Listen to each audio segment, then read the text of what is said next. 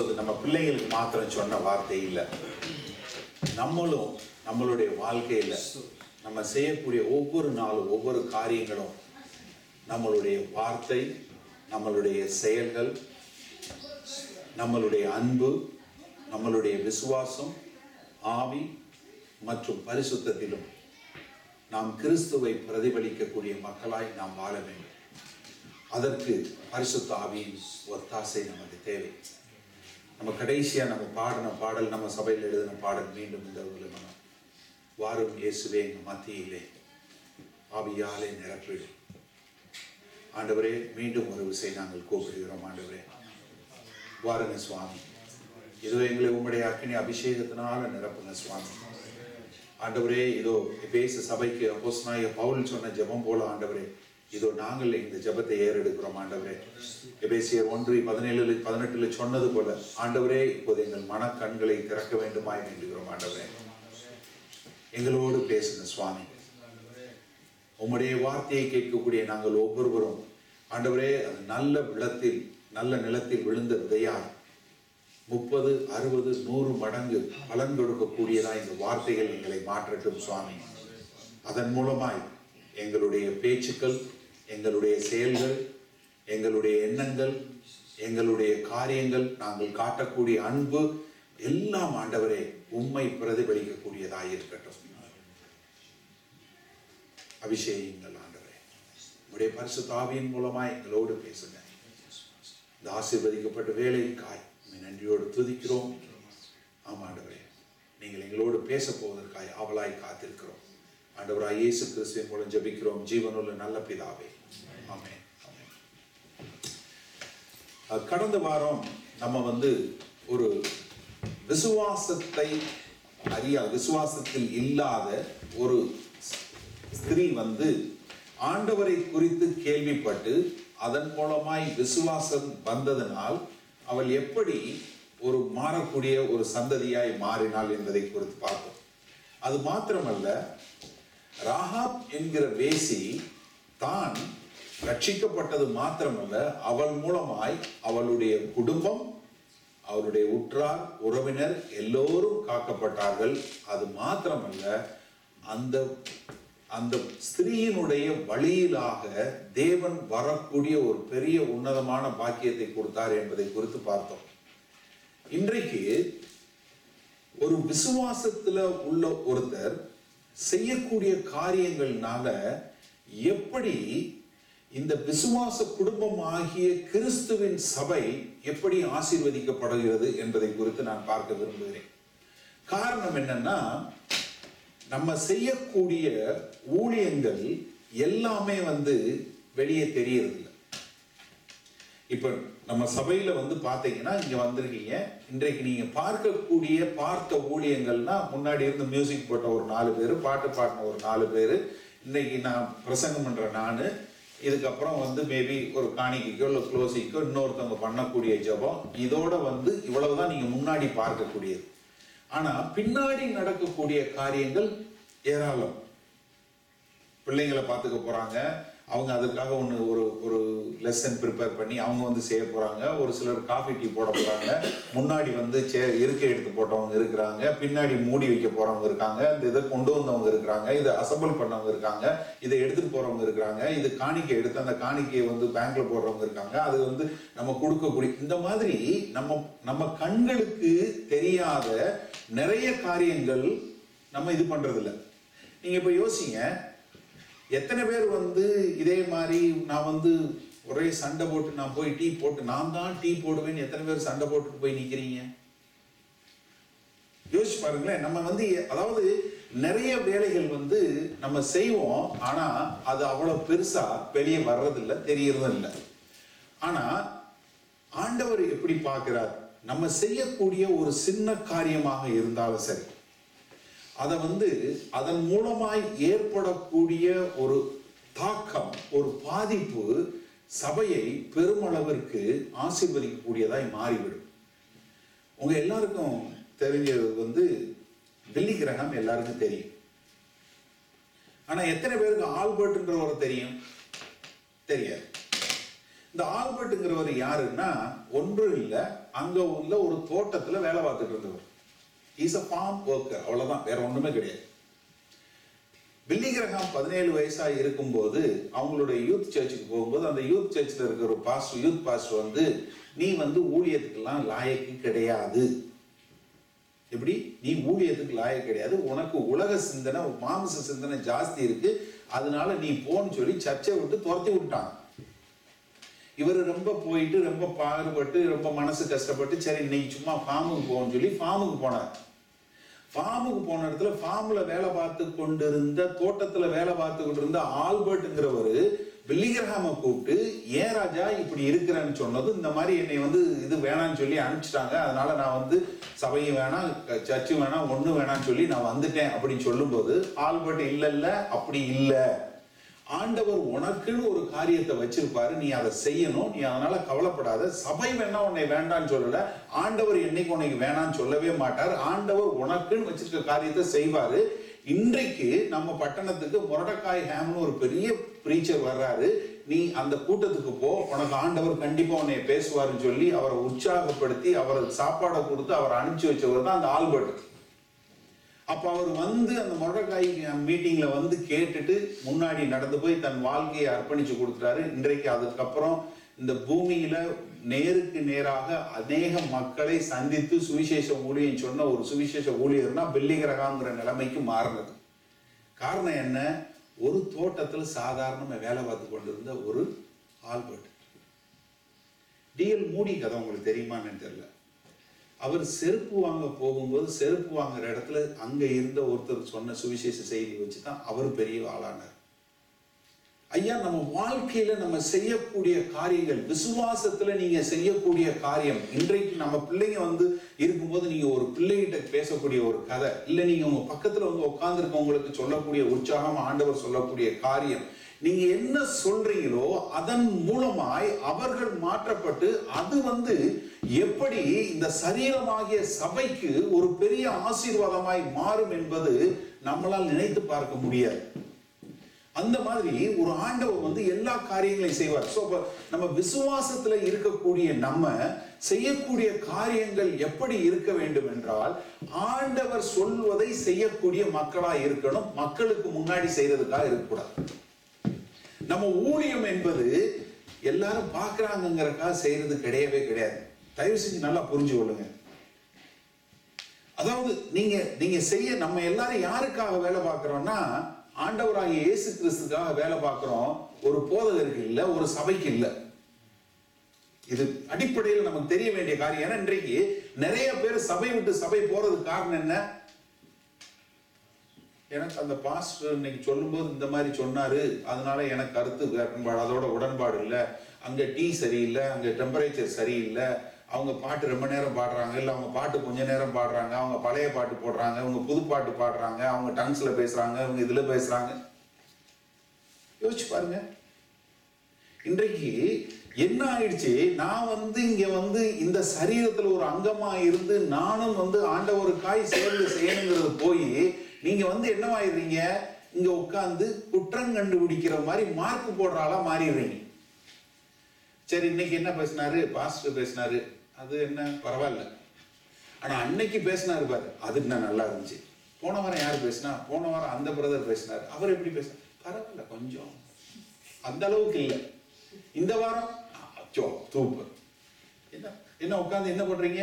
உட்காந்து மார்க் போடுறது. அவரு நல்லா பேசுவாரு, இவர் கொஞ்சம் சுமாரா பேசுவார், அவர் இன்னும் கொஞ்சம் சுமாரா பேசுவார். நீங்க என்னன்னா ஆளை பாக்குறீங்களே ஒழிய ஆண்டவரை பார்க்க தவறிடுறீங்க.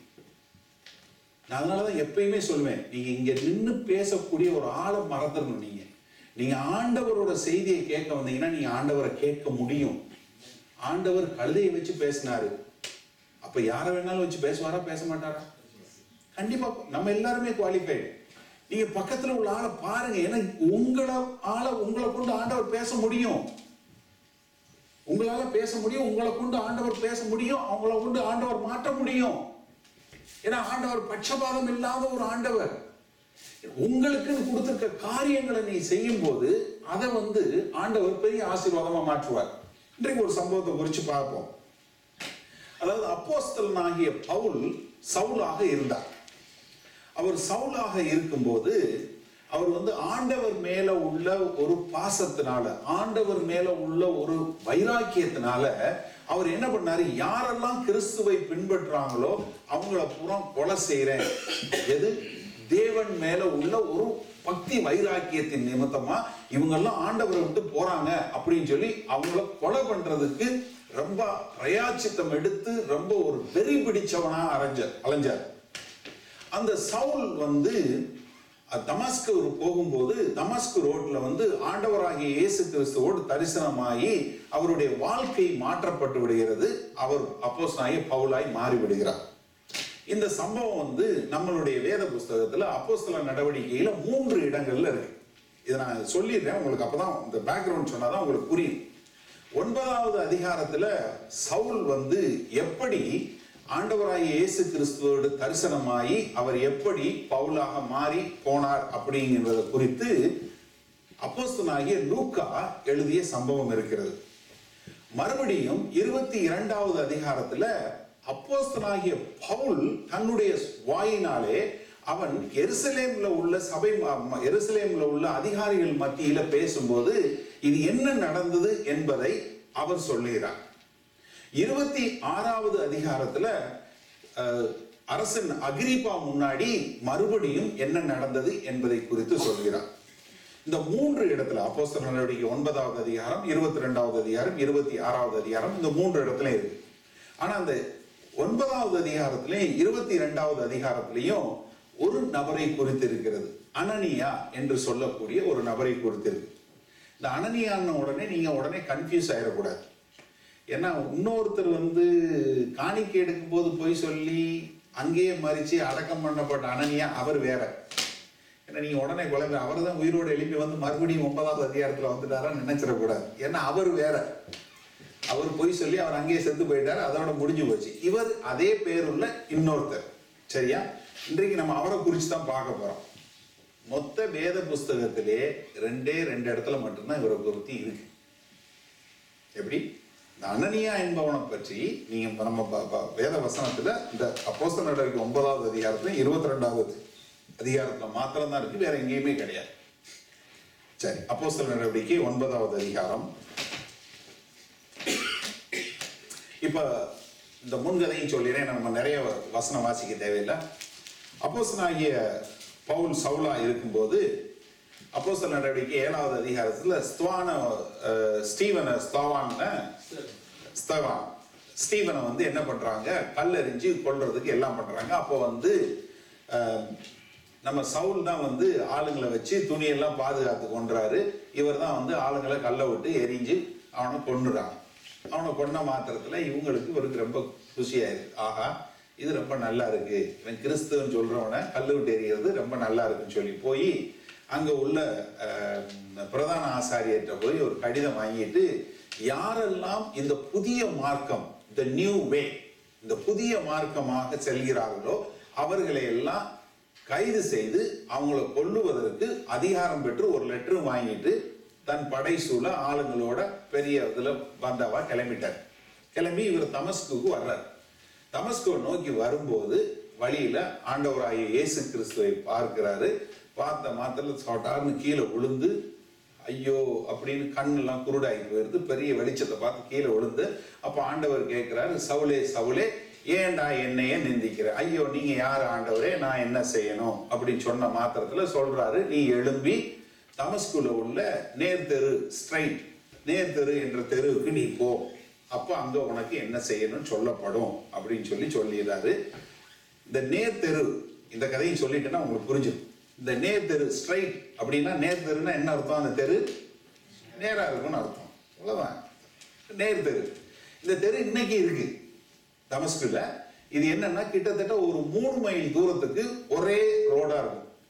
அதான் அது ரொம்ப இது ஒரு பகுதியில இருந்து அடுத்த பகுதிக்கு போறதுக்கு கிட்டத்தட்ட 3 மைல் தூரம் உள்ள ஒரு தெரு தான் இந்த தெரு. இதுக்கு பேரு ஸ்ட்ரைட். இன்றைக்கு அந்த கிரேக்க மொழியில அதனுடைய பேர் வேறவா இருக்கு, ஆனாலும் இன்னும் சிரியால அந்த தெரு இருக்கிறது. அந்த தெருவில் தான் இவன் இருக்கிறான், அங்க போகணும் அப்படின்னு சொல்லி. இப்போ இங்க வாங்க, நம்ம இந்த பேக்ரவுண்டு கதை வச்சுக்கோங்க, ஞாபகம் வச்சுங்க. அப்போஸ்தலர் நடவடிக்கை 9வது அதிகாரம் 9வது வசனத்தில் இருந்தார். அவன் அன்று 3 நாள் பார்வை இல்லாதவனாய் புசியாமலும் குடியாமலும் இருந்தான். யாரு? சவுல். தமஸ்குவிலே அனனியா என்னும் பேருள்ள ஒரு சீசன் இருந்தான். நீங்க நல்ல கவனிங்க, என்ன சொல்றது? ஒரு சீசன் இருந்தான். அவனுக்கு கர்த்தர் தரிசனமாகி அனனியாவே என்றார். அவன், ஆண்டவரே, இதோ அடியேன் என்றான். அப்பொழுது கர்த்தர், நீ எழுந்து நேர் தெருவு எண்ணப்பட்ட தெருவுக்கு போய் யூதாவின் வீட்டிலே தர்சு பட்டணத்தானாகிய சவுல் என்னும் பேருள்ள ஒருவனை தேடு. அவன் இப்பொழுது ஜெபம் பண்ணுகிறான். அனனியா என்னும் பேருள்ள ஒரு மனுஷன் தன்னிடத்தில் வரவும் தான் பார்வையடையும்படி தன் மேல் கைகளை வைக்கவும் தரிசனம் கண்டான் என்றார். அதற்கு அனனியா, ஆண்டவரே, இந்த மனுஷன் எருசலேமில் உள்ள உம்முடைய பரிசுத்தவான்களுக்கு எத்தனையோ பொல்லாங்குகளை செய்தான் என்று அவனை குறித்து அநேக தரம் கேள்விப்பட்டிருக்கிறேன். இங்கேயும் உம்முடைய நாமத்தை தொழுதுகிற யாவரையும் கட்டும்படி அவன் பிரதான ஆசாரியர்களால் அதிகாரம் பெற்றிருக்கிறானே என்றான். அதற்கு கர்த்தர், நீ போ, அவன் புறஜாதிகளுக்கும் ராஜாக்களுக்கும் இஸ்ரவேல் புத்திரருக்கும் என்னுடைய நாமத்தை அறிவிக்கிறதற்காக நான் தெரிந்து கொண்ட பாத்திரமாய் இருக்கிறான். அவன் என்னுடைய நாமத்து நிமித்தம் எவ்வளவாய் பாடுபட வேண்டும் என்பதை நான் அவனுக்கு காண்பிப்பேன் என்றார். அப்பொழுது அனனியா போய் வீட்டுக்குள் பிரவேசித்து அவன் மேல் கையை வைத்து, சகோதரனாகிய சவுலே, நீ வந்த வழியிலே உனக்கு தரிசனமான இயேசுவாகிய கர்த்தர் நீ பார்வையடையும்படிக்கு பரிசுத்த ஆவியினாலே நிரப்பப்படும்படிக்கும் என்னை அனுப்பினார் என்றான். உடனே அவன் கண்களிலிருந்து மீன் செதில்கள் போன்றவை விழுந்தது. அவன் பார்வையடைந்து எழுந்திருந்து ஞான ஸ்நானம் பெற்றான். பின்பு அவன் போஜனம் பண்ணி பலப்பட்டான். சவுல் தமஸ்குவில் உள்ள சீஷனுடைய சில நாள் இருந்து தாமதமின்றி கிறிஸ்து தேவனுடைய குமாரன் என்று ஆலயங்களில் பிரசங்கித்தான். 22வது அதிகாரத்தில் திருப்பிக் கொள்ளுங்க. பக்கம் 196.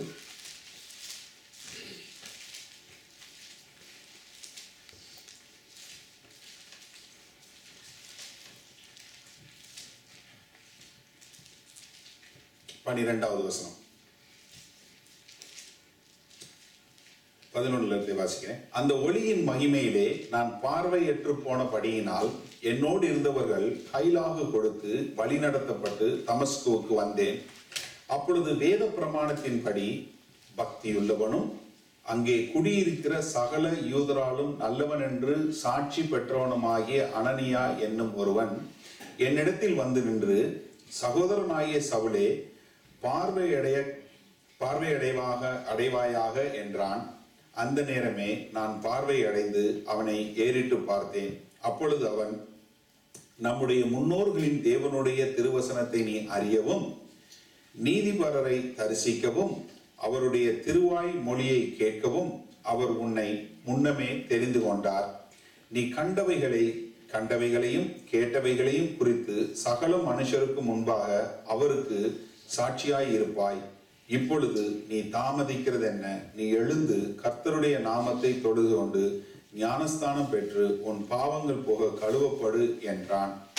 பின்பு நான் எருசலேமுக்கு திரும்பி வந்து தேவாலயத்தில் ஜெபம் பண்ணி கொண்டிருக்கையில் ஞான திருஷ்டி அடைந்து அவரை தரிசித்தேன். ஆமென்.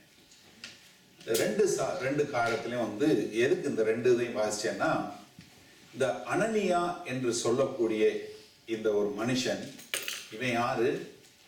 9வது அதிகாரத்துல பார்க்கும்போது அவன் வந்து சீசன் சொல்லப்பட்டிருக்கு. இங்க 22வது அதிகாரத்துல 12வது வசனம் என்ன சொல்லுது?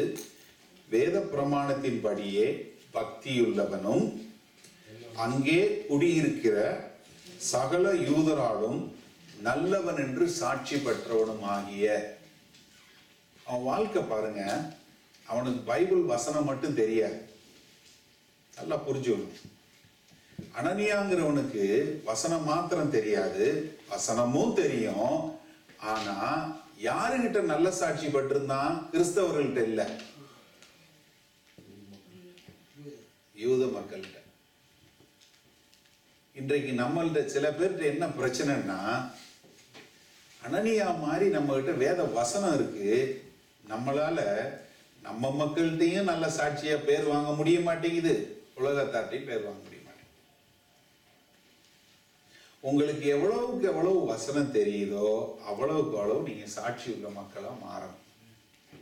அதுதான் உங்களுக்கு வசனம் தெரிஞ்சதற்கான அறிகுறி. இல்லைன்னா இப்போ எப்படி ஒரு சரித்திர பாடம் எடுக்கிறவர் புஸ்தகத்தை படிச்சு பாடம் நடத்துறாரோ அந்த மாதிரி ஆயிடும். இன்னைக்கு நிறைய பேர் அப்படிதான் மாறிட்டாங்க. நமக்கு வசனம் தெரிய தெரிய நம்மளுடைய வாழ்க்கை மாற வேண்டும்.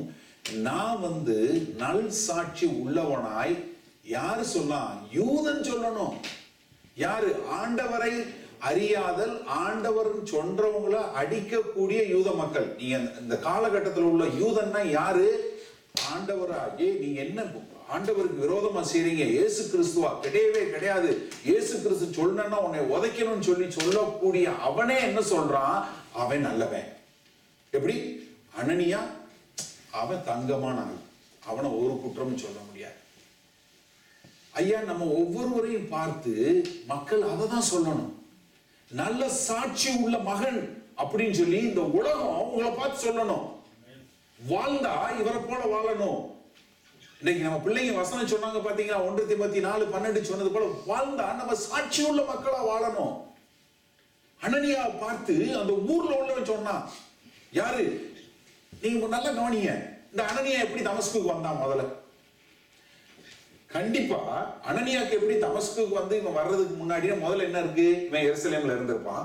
இந்த எருசலேம்ல நடந்த என்ன பெர்சிக்யூஷன், அவங்களுக்கு மேல நடக்கப்பட்ட, அடிச்சு துரத்தப்பட்ட போது அதுல இருந்து பயந்து தப்பிச்சு ஓடி வந்தவன் தான் அனனியா. இந்த என்ன மக்கள் சிதறடிக்கப்பட்டாங்க. மக்கள் சிதறடிக்கப்பட்டு அங்க இருந்து எருசலேம்ல இருந்து தமஸ்குல உட்கார்ந்து அங்கேயும் என்ன பண்ணல? வார்த்தை இது பண்ணுவதையோ இல்ல தேவனோடு பக்தி வைராக்கியத்துல வேத பிரமாணங்கள்ல ஒரு தீர்க்கமா ஆண்டவரை பின்தொடர்வதிலும் பின்மாற்றம் இல்லாம, அது மாத்திரமல்ல ஒரு நல்ல சாட்சியா அயல் ஊர்ல உள்ள ஒருத்தன் பார்த்து இவன் நல்ல சாட்சியோடு வாழக்கூடியவன் சொல்லக்கூடிய அளவுக்கு இந்த அனனியா வாழ்ந்தான். இந்த அனனியா வாழ்ந்தான். அனனியாட்ட ஆண்டவர் என்ன சொல்றாரு? அனனியாவே, நீ எழும்பி நேர்த்தெருக்கு போ, அங்க தாசு பட்டணத்துல உள்ள சவுல் என்றவன் இருக்கிறான். உடனே இவனுக்கு ஐயோ ஆண்டவரே, அந்த சவுலா? அவனுக்கு பயந்துதான் பாதி பேர் ஊரை விட்டே காலி ஓடி போயிட்டானுங்க. அந்த சவுலா? நம்மளும் நிறைய வேலைத்துல ஆண்டவர் சொன்ன உடனே நம்ம என்ன செய்வோம்? ஆண்டவருக்கு நம்மளும் ஐடியா கொடுப்போம். ஆண்டவர் ஏதாவது சொல்லு, போய் அங்க உள்ள பக்கத்துல உள்ளவங்களுக்கு போய் ஒரு சுவிசேஷம் சொல்லு, இல்ல அவங்க உள்ளவங்களுக்கு ஒரு உதவி செய்ய, இல்ல ஏதாவது பண்ணுன்னா நம்ம உடனே என்ன சொல்லுவோம்? அப்பாலே போ சாத்தானேன்னு. அது வேற ஏதோ சாத்தான் நம்மளை சொல்றான் அப்படின்னு. அந்த சிஸ்டருக்கு உடம்பு சரியில்லை, நீ இன்னைக்கு ஒரு குழம்பு வச்சு ஒரு கறி வச்சு கொண்டு போய் கொடு அப்படின்னு சொன்னா உடனே சாத்தான் தேவையில்லாம என் காதுல நிறைய விஷயங்களை சொல்றான். அப்ப இல்லைன்னா அப்படியே சொன்னாலும், இல்ல உங்க வீட்டுக்காரர் சொன்னாலும் உடனே அவங்களுக்கு சுகம் இல்லாதப்ப சிக்கன்லாம் சாப்பிடக்கூடாதுப்பா, நீங்க சும்மா இருங்க, உங்களுக்கு ஒண்ணும் தெரியாது, நீங்க பேசாம இருங்க, நம்ம எல்லாம் அவங்க பாத்துக்கிடுவாங்க, அவங்களுக்கு அவங்க தான் க்ளோஸ், நம்மெல்லாம் இல்லை, விட்டுருங்க, அவங்க நமக்கு ஒரு நாள் போன் எடுத்து கதைக்கிறது இல்லை, நம்ம எதுக்கு போய் அவங்களுக்கு போய் செய்யணும், அவங்களுக்கு அவங்க கொடுப்பாங்க, எப்ப பாரு அவங்க தானே எப்பயும் ஜோடி சேர்த்து திரிச்சாங்க, எப்ப பாரு சபையில அவங்க 2 பேரும் தானே எப்பவும் பேசிட்டே அவங்க பார்ப்பாங்க, நீ சும்மா இருங்க. எது ஒரு ஒரு ஒரு காரியம் வந்தா உடனே என்ன சொல்றது? நம்ம ஐடியா கொடுப்போம். நம்ம ஆளுங்களுக்கு ஐடியா கொடுக்கறது விட இப்படி பழகி பழகி ஆண்டவருக்கும் ஐடியா கொடுத்துறது. ஆண்டவருக்கு தெரியாதா இவனை பத்தி? சொல்றாரு, இவன் உடனே சொல்றான், ஆண்டவரே அவன் தரிசு பட்டணத்துல இருந்து வந்த சவுல அவன். ஆனா ஆண்டவர் அடுத்து சொல்றாரு, ஐயா நான் தெரிந்தெடுத்து கொள்ளப்பட்ட பாத்திரம், அவன் எனக்காக நிறைய பாடுகளை அனுபவிக்க போறான், நிறைய காரியங்களை செய்ய போறான், அதனால நீ எழுந்து போ அப்படின்னு. உடனே என்ன சொல்றான்? சரி ஆண்டவரேன்னு சொல்லி எழும்பி போறான். ஏசாயா 6வது அதிகாரம் நம்ம எல்லாருக்கும் நல்லா தெரிஞ்ச வசனம். ஐயா இந்த மக்கள் அழிவுல இருக்காங்களே, நான் யாரை அனுப்புவேன், யாரை இது பண்ணுவேன் அப்படின்னா ஆண்டவரே நான் இருக்கேன், ஆண்டவரே நான் போறேன் அப்படின்னு சொல்லி எழுப்பி போனான். அனனியா முதல்ல இது என்னுடைய அறிவுக்கேற்ற வரைக்கும் பார்க்கும்போது இவன் சரியில்லாத ஆளு, இவனை நம்பி இவனுக்கு போய் நான் எப்படி ஜெபம் பண்ண முடியும்னு சொன்னாலும் ஆண்டவர் சொல்றாரு, ஆண்டவர் நோக்கத்துக்காக தான் கொண்டு வந்திருக்காரு, அதனால நான் போக தயார் ஆண்டவரை சொல்லி எழுப்பி போனான். ஆனா இன்னொரு சம்பவம் உங்களுக்கு ஞாபகம் இருக்கும். மோசே யாத்ராகம புஸ்தகத்துல பாத்தீங்கன்னா மோசே ஆண்டவர் பாக்குறாரு. மோசே ஆடு மாடு மேய்ச்சிக்கிட்டு இருக்கான், 40 வருஷமா வனாந்தரத்துல அலைஞ்சிக்கிட்டு இருக்கான். திடீர்னு ஒரு தீப்பிடிச்சு எரியுது. பக்கத்துல போய் பாக்குறான், சத்தம் வருது, செருப்ப கலட்டுறான்னு சொல்லுது. இது மரமும் எரிய மாட்டேங்குது, அக்கினியும் நிக்க மாட்டேங்குது. இது ஒரு பெரிய அதிசயமா நடந்துகிட்டு இருக்கு. இவ்வளவு பக்கத்துல இதுல ஆண்டவர் பேசுறாரு, இந்த மாதிரி என் ஜனங்கள்லாம் ரொம்ப கஷ்டத்துல இருக்காங்க, நீ போய் அவங்கள மீட்டுட்டு வரணும். அப்படியா ஆண்டவரே, இங்க வாங்க, அந்த இருக்கான் பாருங்க, அவனை அனுப்புங்க. யாரு? ஆரோன் பாருங்க, அவன் நல்லா பேசுவான், அவனை அனுப்புங்க.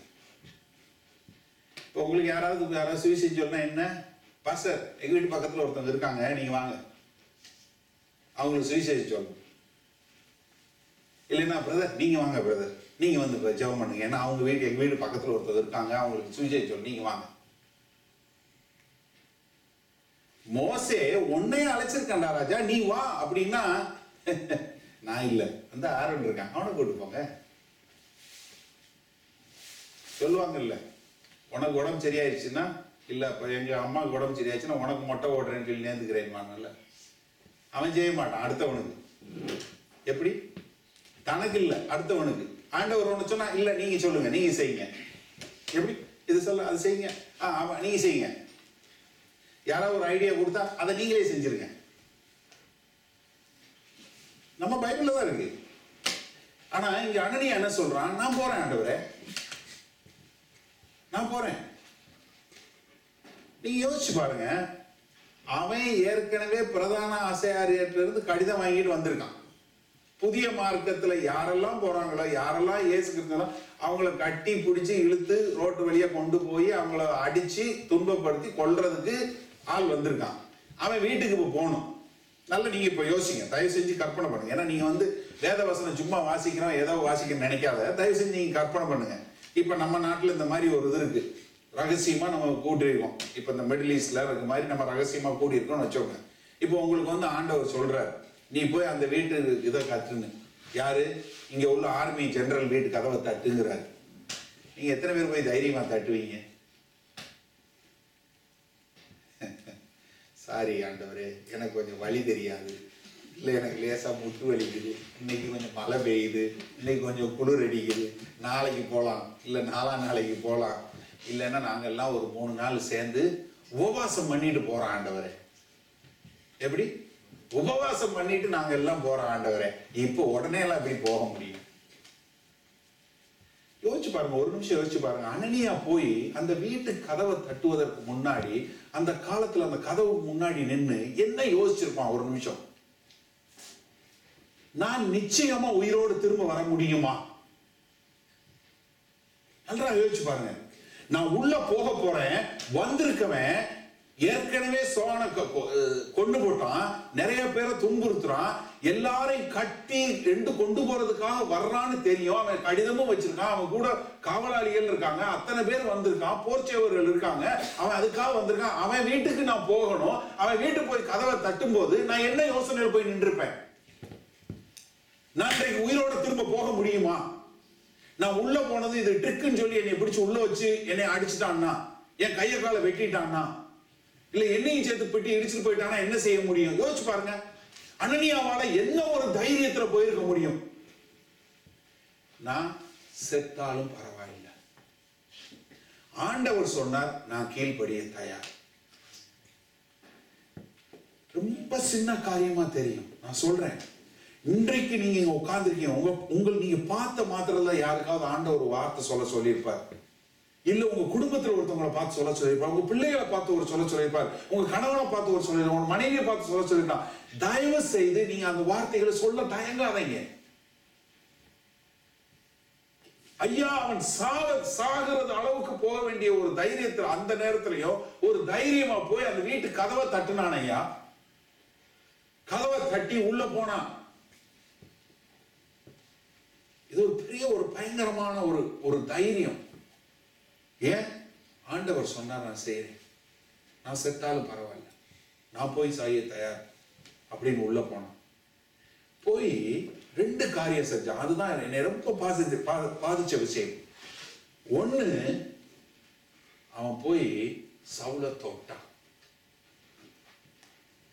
இன்றைக்கு நம்ம இதுல என்ன, ஹாய் ஹாய் ஹை ஃபை கொடுங்க, இல்ல ஹாய், அந்த மாதிரிதான். ஆனா ஒரு ஆளை போய் தொடணும் அப்படிங்கிறது அந்த மிடில் ஈஸ்டர்ன் கல்ச்சர்ல ரொம்ப வித்தியாசமான ஒன்று. ஒருத்தரை போய் தொடுறது, நீங்க தொடுறதுன்னு எடுத்து பைபிள்ல எடுத்து வாசிச்சு பாருங்க. நிறைய சம்பவங்கள். ஆண்டவராகிய இயேசு கிறிஸ்து 12 வயது உள்ள பெரும்பாடுள்ள ஸ்திரீ, நீ யாரையாவது தொட்டேன்னா உனக்கு தீட்டு வந்துடும். பரிசேயர்களும் சதுசேயர்களும் யாரும் தொடமாட்டாங்க. வெள்ளை அங்கி போட்டு, நீல அங்கி போட்டு, அப்படிதான் கர்த்தர் உங்களை அதெல்லாம் நம்ம அங்கிருந்து கத்துக்கிட்டதான். இன்னைக்கு தூக்கி அப்படி ஓரமா நின்று அங்கிருந்து கையை தூக்கி சொல்றாரு இல்லையா, கர்த்தர் உங்களை ஆசீர்வதிப்பாராக, காக்க கடவாராக, ஆமேன் அப்படின்னு சொல்றோம் இல்லையா. இதெல்லாம் எங்கன்னா அங்கிருந்து வந்தது, அந்த ட்ரெடிஷன் தான். என்ன, உனக்கு எனக்கு ரொம்ப தூரம், நீ நானும் தொற்றப்படாது. ஆனா இவன் போய் ஒரு தொடுறான். நீங்க எவ்வளவு பேர் நியூஸ் பார்த்தீங்கன்னு தெரியல. இப்போ ஒரு 2 நாளைக்கு முன்னாடி ஒரு நடந்த சம்பவம். போப் தன்னுடைய அட்ரஸை நிறுத்திட்டு ரொம்ப கொடூர முகமுள்ள ரொம்ப ஒரு மாதிரி டிஸ்பிகர்ட் மேன் ஒருத்தரை போய் அவர் கட்டி பிடிச்சார். இப்போ ரீசெண்டா 2 நாளைக்கு முன்னாடி நீங்க பாருங்க, அது பாருங்க, நீங்க அந்த போட்டோ பார்த்தீங்கன்னா அதுல you can see the Christ love. கிறிஸ்துவினுடைய அன்பை நீங்க பார்க்க முடியும். தன்னுடைய இதை விட்டுட்டு, அவர் எல்லாவற்றையும் விட்டுட்டு போய் அந்த அந்த ஒரு மகனை, அவர் முகமெல்லாம் ரொம்ப பார்க்க முடியாத, அந்த அளவுக்கு சகிக்க முடியாத ஒரு முகமுள்ள ஒரு மனுஷனை போய் அவர் கட்டி அரவணைச்சார். இப்ப 2 நாளைக்கு முன்னாடி நடந்தது. ஐயா, நீங்க தொடக்கூடியது, நீங்க ஒருத்தவங்களை தொடுறதுங்கிறது ஒண்ணு நீங்க ஷோல்டர்ல கை வைக்கிறீங்க, இல்ல தலையில கை வைக்கிறீங்க, இல்ல ஏதோ ஒண்ணு, அந்த தொடுதல் இருக்கு பாருங்க, அது ஒரு பெரிய காரியம். இந்த 12 வருஷமா பெரும்பாடு உள்ள ஸ்திரீல ஒரே ஒரு பிரச்சனை என்ன தெரியுமா? 12 வருஷமா அவளும் யாரையும் தொடல, யாரும் அவளையும் தொடல. அதனாலதான் அவன் இயேசு கிறிஸ்துவ தொட்டான். 12 யாராவது அந்த ஸ்திரியை தொட்டிருந்தா அவங்களும் தீட்டு, அந்த ஸ்திரீ யாரை தொட்டிருந்தாலும் தீட்டு, அவ உட்கார்ந்து இருந்ததை யார் போய் உட்கார்ந்தாலும் தீட்டு, அவ யாருதுல உட்கார்ந்தாலும் அதுவும் தீட்டு. சோ அப்ப அவளுக்கு என்னன்னா, ஒரு மனிதனுடைய தொடர்போ ஒரு தொடுதலோ இல்ல. நீங்க நிறைய சம்பவங்கள் நீங்க பாருங்க. அதாவது ஒரு சில நேரத்துல பிள்ளைகள் பிறக்கிறாங்க, சின்ன பிள்ளை பிறக்குது, பிறந்ததுல அந்த பிள்ளைக்கு என்ன சொல்றது, இதய துடிப்பு நின்று போயிருது. இந்த பிள்ளைக்கு ரொம்ப ரொம்ப சீரியஸா இருக்கு, ஏதாவது இருக்கு. என்ன பண்றாங்க, அந்த பிள்ளைய தூக்கி அப்படியே அந்த அம்மா மேல, அந்த தாய் மேல தூக்கி போட்டு அப்படியே பெட்ஷீட்டை போட்டு மூடிடுறாங்க. கொஞ்ச நேரம் கழிச்சு பிள்ளை உயிரோட எந்திரிச்சு வந்துருது. ஏன்? தொடுதல். இந்த தொடுதல் இருக்கு பாருங்க. இவன் யார தொடுறான்? சவுலை தொடுறான். சவுல ஐயா கடிதத்தோட அதிகாரத்தோட வந்திருக்கிற சவுல போய் தொட்டு என்ன சொல்றான்? சகோதரன் சவுலே. என்ன? சவுலே இல்ல, சகோதரன். இன்றைக்கு நம்ம எத்தனை பேரை சகோதரன் பார்க்கிறோம்? சபைக்குள்ளே நம்மளால சகோதரனா பார்க்க முடியல. ஐயா, நீ வெளியே உள்ளவன சகோதரனை பார்க்கல, எப்படி அவன் ரட்சிப்புக்குள்ள வருவான்? யோசிச்சு பாருங்க. யாராவது ஒருத்தன் வந்துட்டானா? கொஞ்சம் பார்த்திருந்தவங்க நம்ம எப்படி தெரியுமா சொல்லுவோம்? கிறிஸ்தவங்க எல்லாம், அவரு ரொம்ப நல்லவரு, எல்லாம் செய்வாரு, ஆனா அவ்வளவுதான். முதல்ல சொன்ன 10 ஸ்டேட்மெண்ட்டை ஒரு ஆணால பிடிக்கிறோம். அந்த சர்ச்சை எப்படி, ஐயோ அதெல்லாம் ரொம்ப சூப்பர், ரொம்ப நல்லா இருக்கும், அவங்க நல்லா பாடுவாங்க, நல்லா இருக்கும் எல்லாமே இருக்கும். ஆனா என்னன்னா, என்ன இந்த ஆனா போட்டாலே அது முடிஞ்சு போச்சுன்னு அர்த்தம். நம்ம எல்லாமே அப்படித்தான் சொல்லுவோம். நீங்க பாருங்க, யோசிச்சு பாருங்களேன். அவர் எப்படி, அவர் எல்லாம் நல்லா ரொம்ப அருமையா பேசுவாரு, எல்லாம் செய்வாரு. ஆனா என்ன, கொஞ்சம் அவர் எப்படி நல்லா பாடுவாரு, நல்லா ஆராதனை பண்ணுவாரு. ஆனா இந்த யாராவது புதுசா சபைக்கு வந்தவங்க, அவங்க எப்படி, ஐயோ அவங்க ரொம்ப நல்லவங்க, தங்கம், அதை செய்வாங்க, சண்டே கிளப் பண்ணுவாங்க, டீ காபி போடுவாங்க, சபைன்னா எல்லாம் செய்வாங்க. ஆனா கொஞ்சம் பார்த்து பேசுங்க. எப்படி எல்லாம் செய்வாங்களா, அவங்க நல்லவங்களா, ஆனா நீங்க பார்த்து பேசணுமா? உங்களை அறியாமலே நீங்க யோசிச்சு பாருங்க. நம்ம சபைக்குள்ளேயே உட்காந்துருக்கலாம். நீங்க யோசிச்சு பாருங்க. ஒரு சிலரை நீங்க பாக்குற பார்வையே அந்த ஆனா சொன்னதுனால வந்ததுதான். அவங்க எப்படி, அவங்க நல்லவங்க தான், ஆனா யார்கிட்டயும் பேச மாட்டாங்க. அவங்க அவங்க மாதிரி ஆளுகிட்ட தான் கதைப்பாங்க, நம்ம மாதிரி ஆளுகிட்ட கதைக்க மாட்டாங்க. ஆனா கொஞ்சம் பார்த்துக்கோங்க. ஸோ அப்ப நீங்க எப்படி பார்ப்பீங்க? எங்கிட்டலாம் கதைப்பீங்களோ? நீங்க அந்த மாதிரி ஆளுகிட்ட தான் கதைப்பீங்க, எங்கிட்ட எல்லாம் கதைக்க மாட்டீங்க. அப்ப என்ன, உங்களை அறியாமலே நீங்க ஒரு அவங்கள பத்தி ஒரு ஒப்பீனியன், அவங்கள பத்தி ஒரு இது பண்ணி நீங்க பில் பண்ணி வச்சிருக்கீங்க. இங்க அனனியா போய், சகோதரன் சவுலே,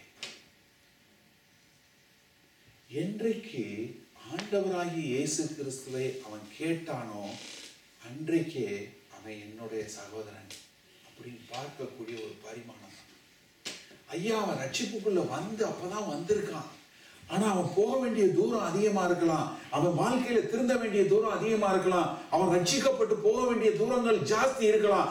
ஆனா அவனை நீங்க ஒரு சகோதரனா பார்த்து அந்த சகோதரனுக்கு என்ன செய்ய வேண்டுமோ அதை செய்யலைன்னா அவன் என்றைக்கு ரட்சிப்புக்குள்ள அவன் என்றைக்கு முழுமைக்குள்ள வர்றது? யோசிச்சு பாருங்க. நம்ம நிறைய என்ன, நீங்க ரட்சிக்கப்பட்டு மனம் திரும்பி ஞானஸ்தானம் பெற்று பாவம் இல்லைன்னா இங்க வாங்க, இவ்வளவு செஞ்சுட்டு நாங்க எதுக்கு இங்க வரணும்? இதை இருந்தா தான் நாங்க நேரம் பரலோகம் போயிடுவோம்ல. யோசிச்சு பாருங்க. ஐயா நம்ம வாழ வேண்டிய வாழ்க்கை பரிசுத்தமாய் தேவனுக்கு உகந்ததாய் நாம் வாழ வேண்டும். ஆனால் இந்த வாழுகின்ற காலத்துல நம்ம ஒருத்தரை உற்சாகப்படுத்தி தேவனோடு இசைந்து வாழ்வதற்கு இந்த சகோதர அன்பு முக்கியம். அப்போஸ்தலனாகிய பவுல் என்ன சொல்றாரு கடைசியில, நீங்க ஒருவர் என்ன greet one another with a holy kiss, பரிசுத்த முத்தங்களோடு ஒருவர் இது பண்ணிக்கோங்கிறாரு. நான் அந்த அக்கா எனக்கு பார்த்தா பிரைஸ்லாடே சொல்ல மாட்டாங்க, அதனால நான் பேசணும், அவங்ககிட்ட கதைக்கிறதே இல்லை. அந்த பிரதர் பிரைஸ்லாட் என்ன பிரைஸ்லாட் சொல்றாரு, கை கொடுத்தது இந்த முகம் தெரியும். பிரைஸ்லாட் சகோதரன்.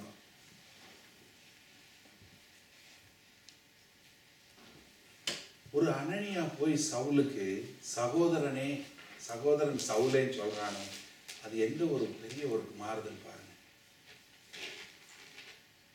சொன்ன மாத்திரத்துல அவன் கண்கள்ல இருந்து செதில்கள் விழுந்து அவன் பார்வை அடைகிறான்.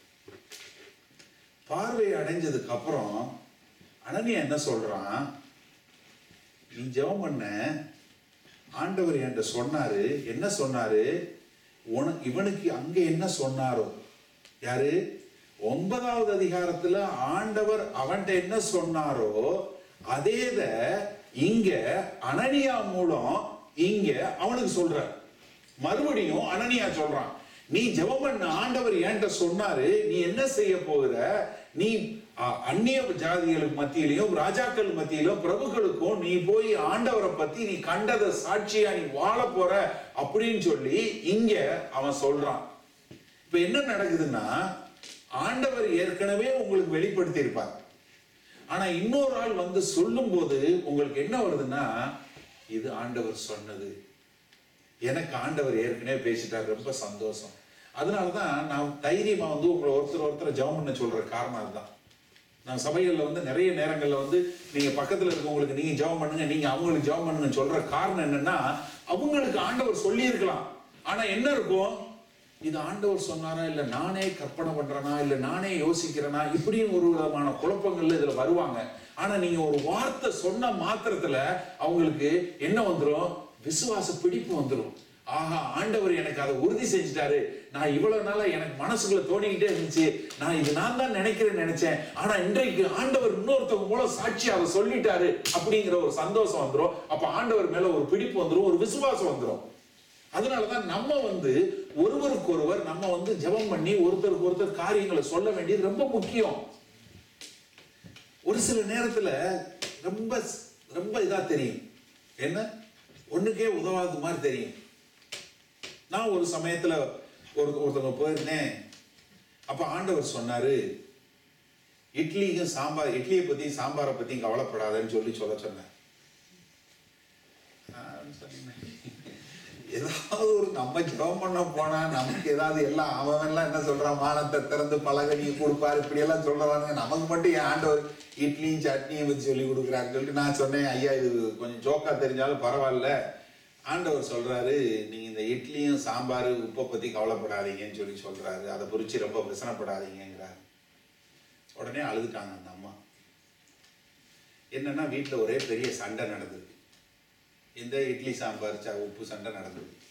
இது நமக்கு எங்க தெரியும்? நம்ம போனா நம்ம ஆண்டவர் சொல்றாரு இது சொல்றாரு நம்ம சொன்னோம். யோசிச்சு பாருங்களேன். அப்ப என்ன, ஆண்டவர் நம்ம மேல எவ்வளவு கரிசனையா இருக்கிறார். அந்த அந்த விசுவாசம் அந்த ஆண்டவர் மேல ஒரு ஒரு ஒரு பிடிப்பை கொண்டு வந்துரும். இங்க அதுதான் நடக்குது. என்ன சொல்றான், ஆண்டவர் உன்னைய கொண்டு போய் சாட்சியா நிறுத்த போறார். அப்ப என்ன ஆயுது, சவுலுக்கு இது ஆண்டவர் என்கிட்ட ஏற்கனவே சொல்லிட்டாரு, அனனியா இன்னொரு முறையில சொல்றான், அனனியா மூலமா மறுபடியும் அதை ஆண்டவர் உறுதி பண்ணிட்டார் அப்படின்னு சொல்லி. ஆனா இந்த அனனியா பத்தி நமக்கு தெரியாது.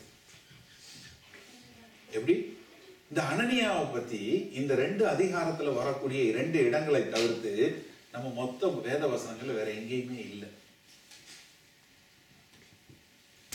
ஆனா இந்த புதிய ஏற்பாட்டுல 2ல் 3 பங்கை எழுதுறதுக்கு காரணமா இருந்த சவுல் ரட்சிப்புக்கும் அவன் பார்வை அடைவதற்கும் அனனியான காரணம்.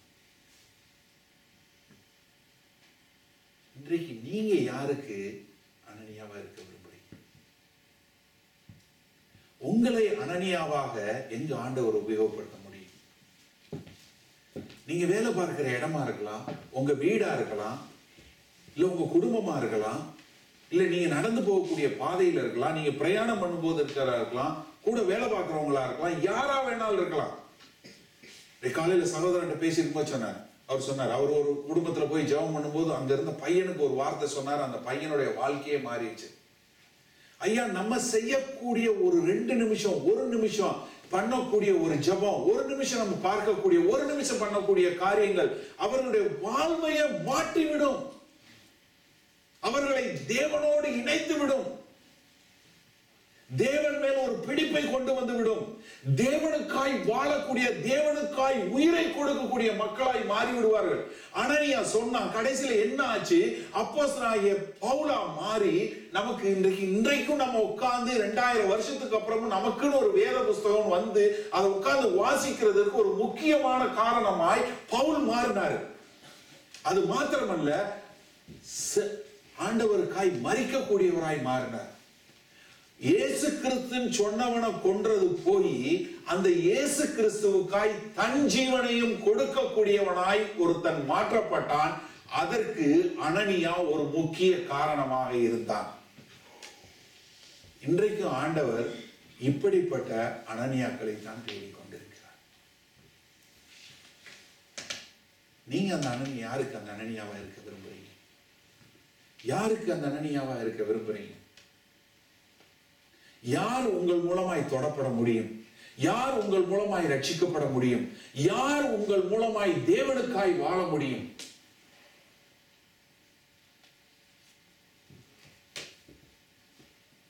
என் அருமை சகோதரனே, சகோதரியே, நாம் அனனியா வாழ்க்கையிலிருந்து கற்றுக்கொள்ள வேண்டிய பாடம், ஒரே ஒரு பாடம் என்னன்னா, உங்களை எங்கேயோ ஒரு அனனியாவை ஆண்டவர் உபயோகப்படுத்த, அது உங்க பிள்ளையா இருக்கலாம், இல்ல பக்கத்து வீட்டுல உள்ள பிள்ளையா இருக்கலாம், இல்ல நம்ம சபையில உள்ள பிள்ளையா இருக்கலாம், இல்ல உங்க கூட வேலை பார்க்கிறவங்களோட தான் இருக்கலாம், இல்ல போக்குல வரத்துல இருக்கக்கூடியதா இருக்கலாம், இல்லை யாரையாவது ஒரு நேரம் எங்கேயாவது பார்க்கக்கூடியது. நீங்க அனனியா வாழ்ந்த 70 வருஷம் இல்ல 80 வருஷம் வாழ்ந்திருந்தானா, அவனோட வாழ்நாள்ல அவன் நேர்த்தெருக்கு போய் ஜெபம் பண்ணிட்டு வந்த மொத்த காரியமும் 15 நிமிஷம் இல்ல 1 மணி நேரத்துக்கு மேல இருந்திருக்காது. அந்த 1 மணி நேரம் ஒரு வேத வசனத்தையும் ஒரு கிறிஸ்தவத்திலையும் ஒரு பெரிய தாக்கத்தையும் ஒரு பெரிய மாற்றத்தையும் கொண்டு வரக்கூடியதாய் அப்படிப்பட்ட ஒரு பெரிய சம்பவமாய் மாறியது. உன்னுடைய 1 மணி நேரம் எப்படி மாற முடியும்? யோசித்துப்பா. உன்னுடைய 10 நிமிடம் எப்படி இந்த கிறிஸ்தவத்தை மாற்ற முடியும்? எப்படி இந்த உலகத்தை மாற்ற முடியும்? எப்படி நாம் வாழக்கூடிய வாழ்க்கையை மாற்ற முடியும்? நம் ஒவ்வொருவருக்கும் அப்படிப்பட்ட திறமைகளையும் ஆசீர்வாதங்களையும் அபிஷேகத்தையும் கொடுத்துத்தான் ஆண்டவர் அனுப்பிச்சிருக்கிறார். நாம் சில வேளைகளில் தவறி விடுகிறோம். இன்றைக்கு நீங்க ஆண்டவருடைய சத்தத்தை கேட்டு, ஆண்டவரே அனனியாவுக்கு சொன்னது போல என்று நீ என்ன சொன்னாலும் அதை பின்பற்றி வாழ நான் தயார். ஆண்டவரே நீங்க என்ன யாருக்கு சொல்றீங்களோ, என்னை கிறுக்கன் போல யாரு பார்த்தாலும் பரவாயில்ல, மனுஷர்கள் என்னை வெறுத்தாலும் பரவாயில்லை, நான் உங்களுக்காக வாழ விரும்புகிறேன், நீங்கள் சொல்வதை செய்ய விரும்புகிறேன் என்று சொல்லக்கூடிய மக்களாய் உங்களை அர்ப்பணியுங்கள். உங்களையும் ஒரு அனனியாவாக ஆண்டவர் மாற்றுவார். நாம் எல்லோரும் எளிமை நினைச்சு வைப்போம். ஒரு நிமிடம் உங்களை நன்றாக ஆராய்ந்து பாருங்கள்.